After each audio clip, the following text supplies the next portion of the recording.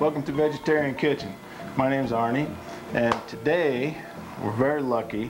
A friend of mine, Kusum Patel, who teaches Indian vegetarian cooking classes, mostly in the Bay Area, but she does some around LA and various spots across the country, Texas, New England, is here in Boulder, and she comes to Boulder from time to time, and I was lucky enough that she agreed to take some time and to come on the Vegetarian Kitchen show, and she'll be showing us how to make some vegetarian Indian dishes. In India, there's a long tradition of vegetarian cuisine. Vegetarianism is part of Indian culture, and so they've had thousands of years to perfect vegetarian cooking and the various aspects of the cuisine. So it's really a rich cuisine, and it's varied. And of course we don't have time to go into that in depth, but who knows, from time to time Kusum will be in town, and she's gracious enough to come by, so maybe she'll be back.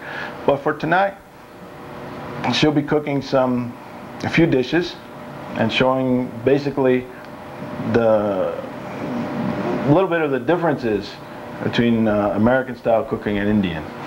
I'm going to stop talking now, and I'll just hand this over to you, Kusum. So thank you, Arnie. There you go. Okay, today we'll start with cooking the vegetables the Indian way and proper way of using all the spices. So first I'm going to make the vegetables. I'm going to heat up the oil, and I'm going to pop the mustard seeds, and it's very important that the seeds are being popped before you put the vegetables in, because it has a different effect on your system. And the way we use all our spices are, some of them have a cooling effect and some of them have a heating effect. It all depends what you want to use, and all the spices are needed for your body. So there we go. I'm going to try it out to see if the oil is hot. It's not hot yet, just not enough. So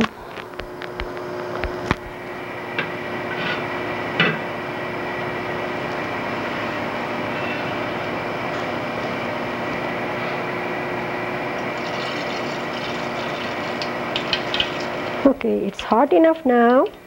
So what I'm doing is I'm putting the mustard seeds in it, and I'm going to put a little bit of turmeric in it.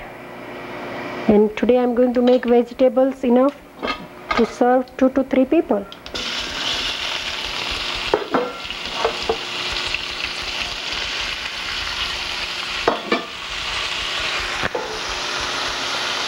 And after I put the vagar in, this is called vagar, and after I put the vagar in, I'm going to add all the spices. Then I'm going to move it to another stove, and then I'll show you how to make Indian tea, which is called chai. So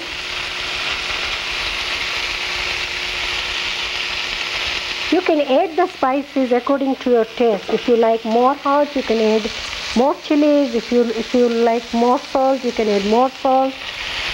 If you are into cooling more, if your system needs more cooling of the food, then you can add more cumin powder.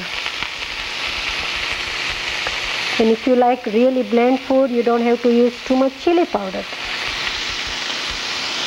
Okay, so that's that to it, and I'm going to move this to a different stove. While this is cooking, we're going to go and make some chai.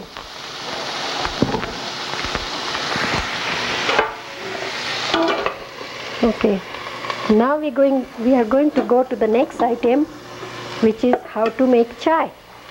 Chai is the Gujarati word, Indian word, and that's for Indian tea. I'm going to make chai for approximately 4 cups. So I added the water, and about 1 teaspoon grated ginger I'm adding. And I'm going to be adding the spices. This is cardamom, so I just put like 1/4 spoon of a cardamom. And tea spices, I put like 1/4 spoon of a tea spices. This tea is very strong, so when I make the tea, I'm going to use very little because it makes very strong tea. So like 4 cups, I use 2 teaspoons of tea leaves. And I let it boil on a high temperature. And when that is boiled, after it's boiled, I'll add milk and sugar. For 1 cup of tea, I put 2 teaspoons of sugar. So 1, 2, 3, 4. 1, 2, 3, 4.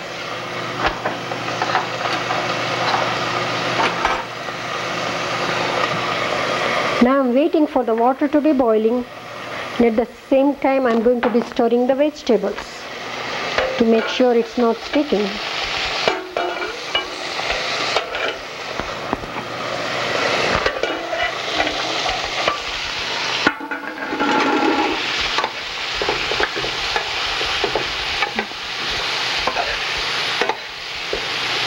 This is a vegetable which in our language we call it shak. In the shak, there's no water added. It's going to be cooked with its own steam, and it's a vegetable of cauliflower and green peas.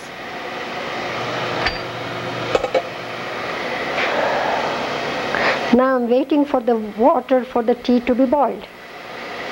It's almost coming up, so I'm ready to add milk into.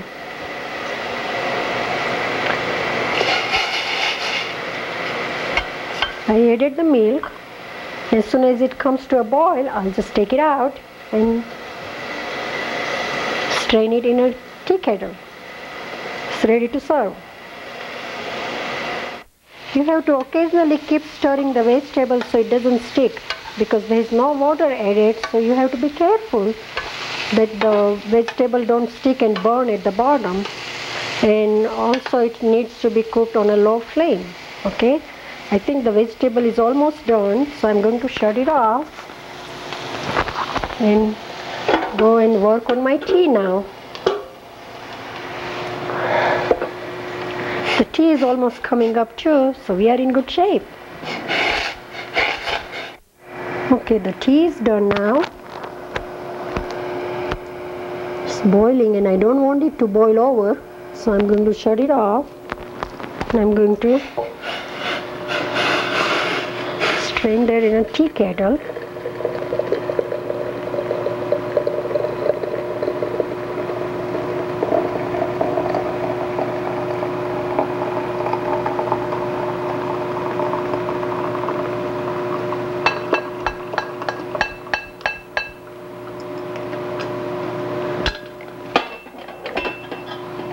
Okay, now I'll be back in few minutes and I'll show you how to make an Indian dessert which is called shira.